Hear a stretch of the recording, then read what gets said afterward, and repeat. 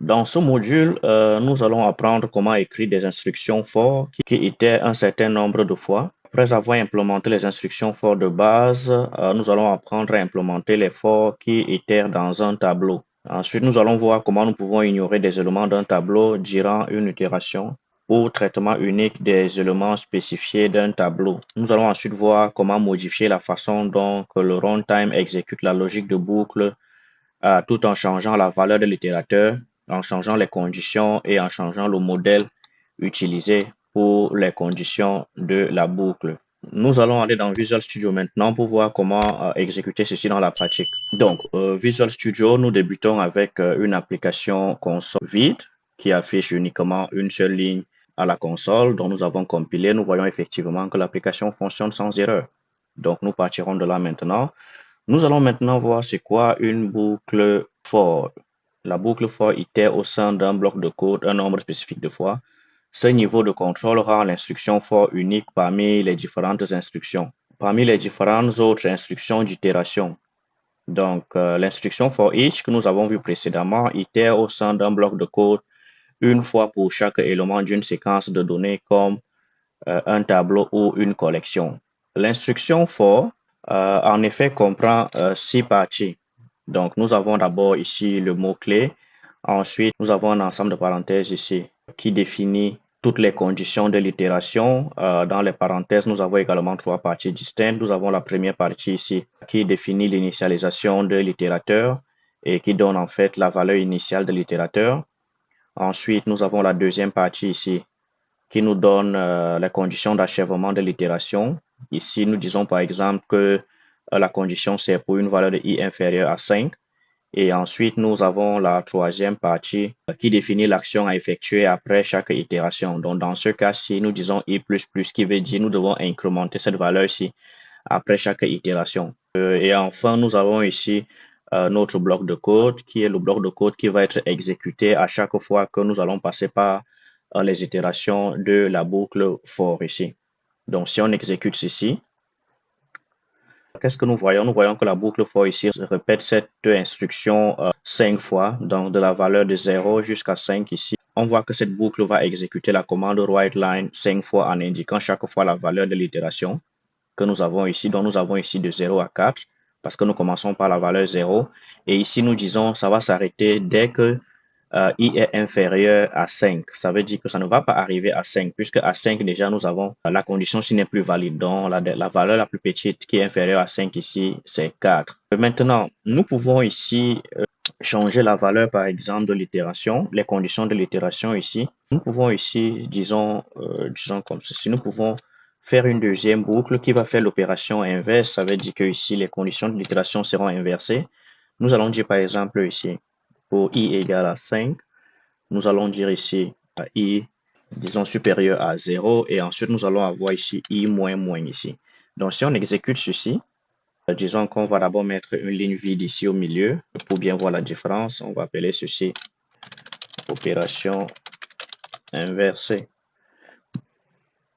Donc, ici, qu'est-ce qu'on voit? On voit que la première boucle ici va de 0 à 5 en incrémentant la valeur, tandis que la deuxième boucle que nous avons fait l'opération inverse qui va de la dernière valeur qui est de 5 jusqu'à 0. Nous avons ici la valeur supérieure à 0. Donc, si on veut avoir exactement la même chose comme en haut, nous pouvons mettre ici supérieur ou égal à 0. Dans ce cas, nous pouvons aussi mettre ici i égale à 4. Si on veut avoir exactement les mêmes conditions que nous avons en haut, nous allons exécuter ceci. Donc, nous allons voir que nous avons exactement la même opération qui est faite dans l'opération inverse, dans le sens inverse. Nous avons ici l'affichage de l'instruction de i qui va de 0 jusqu'à 4. Et ici, nous allons avoir l'affichage des valeurs qui vont de 4 jusqu'à 0 ici. Voilà, donc ça, c'est ça.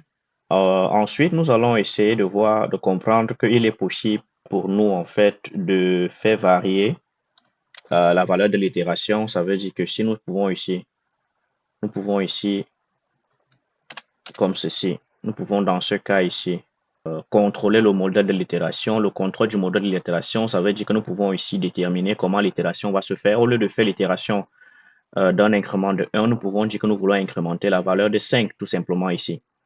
Donc là, si on exécute ce code, nous allons voir que nous allons compter en fait de 0 à 20, mais là, nous allons pouvoir Au lieu d'incrémenter de 1 unité chaque fois, nous allons incrémenter de 5 unités chaque fois. Savoir qu'on voit ici que nous avons 0, 5, 10, 15.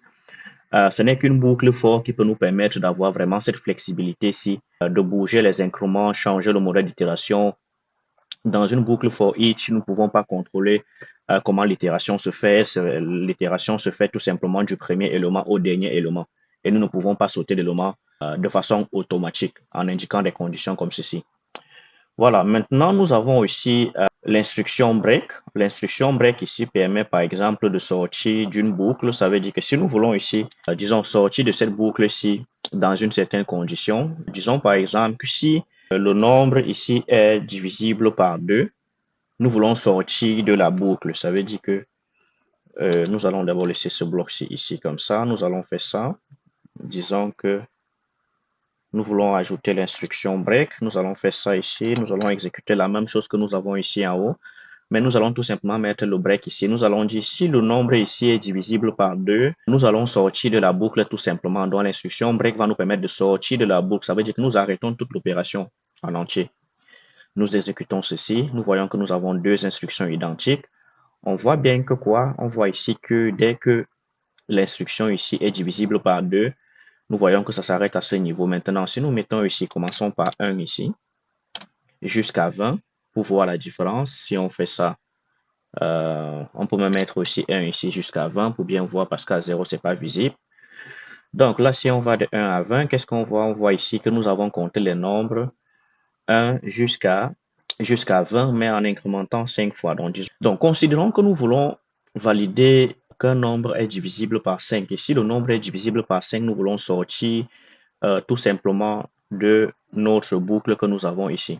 Donc, dans ce cas ici, nous allons exécuter ce bout de code. Qu'est-ce qu'on constate ici? On voit que dans ce cas, nous allons passer par les valeurs 1, nous allons ajouter 3, ensuite 3 deux fois. La première fois, nous allons ajouter 1, 3, ça met 4. La deuxième fois, ça passe à 17. La troisième fois, nous passons à 10. Mais cette fois, puisque 10 est divisible par 5, nous allons sortir de la boucle. Ça veut dire que tous les éléments ne vont pas s'afficher. Donc, ça veut dire que si nous venons ici, nous mettons exactement la même condition que nous avons ici pour voir tous les nombres qui ont été comptés ici dans ce cas. Donc, nous constatons que pour le premier cas, nous avons les éléments 1, 4, 7, 10, 13, 16 et 19, tandis que pour le second cas, nous nous arrêtons à 10 parce qu'après 10, cette condition a été valide et nous sommes sortis tout simplement de la boucle avec la condition du break, tout simplement. Voilà. Donc, le break peut nous permettre d'interrompre l'exécution d'une boucle si nous voulons le faire pour une condition bien précise. Cette fois, nous allons essayer de voir comment il est possible de convertir une boucle for each comme celle-ci dans une instruction for. Donc, nous avons déjà vu cet exemple-ci dans les sessions précédentes. Cette boucle for each, qu'est-ce qu'elle fait? Si on exécute, elle affiche tous les jours de la semaine du dimanche au samedi. Voilà. Maintenant, nous allons ici essayer d'écrire une instruction for qui peut remplacer cette instruction for each. Donc là, nous allons ici mettre ceci. Nous allons ici tout simplement prendre la condition de i égale à 0.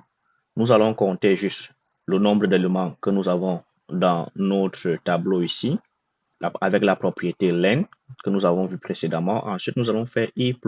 Donc, dans ce cas, nous sommes censés obtenir exactement le même résultat avec la boucle for que ce que nous avions avec la boucle for each. Donc, si on exécute ceci,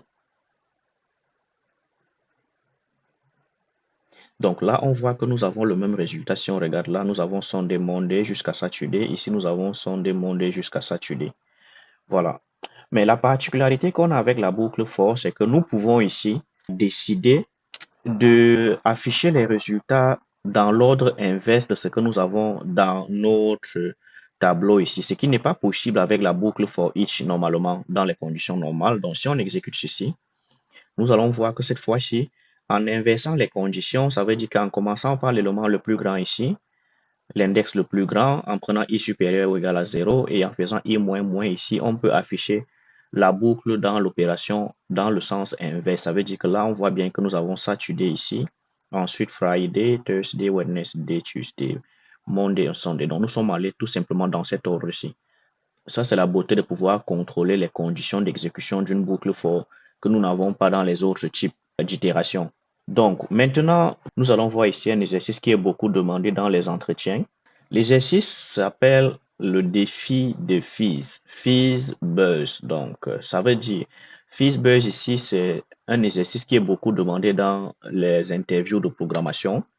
Là, on demande souvent d'écrire un programme qui permet de compter de 1 à 100, mais à chaque fois que le nombre est un multiple de 3, nous devons imprimer Fizz à la place du nombre, ou alors à chaque fois que le nombre est un multiple de 5, nous devons plutôt imprimer Buzz, et à chaque fois que le nombre est un multiple de 3 et de 5, nous devons imprimer Fizz Buzz. Donc, la première instruction ici nous demande de faire quoi? D'afficher les nombres de 1 à 100. Donc, pour cela, nous pouvons écrire ceci. D'abord, comme condition ici, nous avons ça. Et nous avons ici notre première condition que nous allons écrire. Nous allons dire c'est ça ici. Nous avons ça. Nous pouvons compter ici de 1 à 100. Donc, si on exécute ça, on va voir que nous allons pouvoir compter de 1 à 100 ici à la console. Voilà, nous avons de 1 à 100 ici, qu'on peut voir. Maintenant, la deuxième condition, pour chaque fois que nous avons le multiple de 3, nous affichons Fizz. Pour chaque fois que nous avons un multiple de 5, nous affichons Buzz. Pour chaque fois que nous avons un multiple à la fois de 3 et de 5, nous devons afficher Fizz Buzz. Nous avons déjà vu tout à l'heure comment savoir si un nombre est multiple ou divisible par un nombre, c'est en utilisant la commande modulo. Donc, si nous voulons dire que si un nombre est divisible à la fois par 3 et par 5, nous devons afficher Fizz Buzz. Dans ce cas, nous devons peut-être faire ceci, comme ceci, et on va dire ça. Donc, dans ce cas ici, nous allons dire si le nombre est à la fois divisible par 3 et par 5, nous allons afficher Fizz Buzz. Donc, on peut exécuter ça pour voir. Est-ce que ça donne quelque chose? Oui, on voit quelque chose ici, 90, on voit 75 et 60, et aussi nous avons la valeur 45, 30 et 15. Donc, maintenant, la deuxième condition, on dit si c'est supérieur, si le nombre est un multiple de 3, nous devons afficher Fizz. Donc, dans ce cas, nous pouvons ici venir ajouter cette deuxième condition ici. Si nous allons dire si le nombre est cette fois divisible par 3, nous allons afficher Fizz.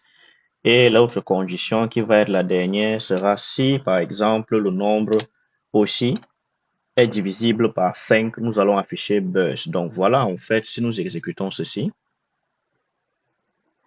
Donc voilà, en fait, l'exercice qui est fait. Donc, en quoi consiste, en résumé, cet exercice? C'est d'écrire un programme qui nous affiche à l'écran Fizz Buzz si le nombre est divisible par 3 et par 5, d'afficher Fizz si le nombre est divisible par 3, d'afficher Buzz si le nombre est divisible par 5.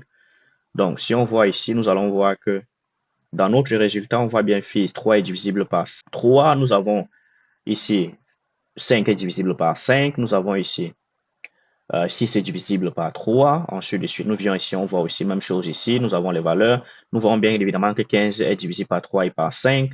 18 n'est divisible que par 3, tandis que 20 n'est divisible que par 5. Et là, nous avons tous les résultats jusqu'à la valeur 100 ici qui est divisible uniquement par 5. Voilà.